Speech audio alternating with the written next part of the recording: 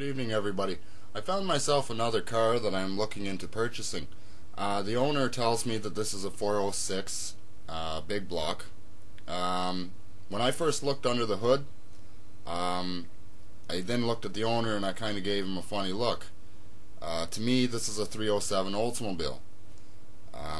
If you notice, the 307s have the oil filler cap here, and the air snorkel is pointed on the driver's side, and the alternator and air conditioning compressor are switched.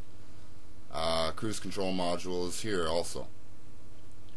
This is the 307 Oldsmobile out of my '88 Cutlass Supreme Classic. Notice that the snorkel is pointing this way. The air conditioner compressor is on the passenger side. Alternator is on the driver's side. The alternator was removed in this picture. I had to change it. This here is a 305 Chevrolet. Notice that the alternator is on the passenger side, the air conditioner compressor is on the driver's side, and the air snorkel is pointing on the passenger side. Also notice that the Chevrolet built engines have different style valve covers. The picture here is out of my '88 Caprice Classic.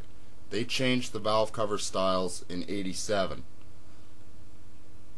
And also, the 307 Oldsmobiles were, as I recall, were the only engines with the oil filler cap up front. All the Chevy built engines had the oil fill right on the valve cover.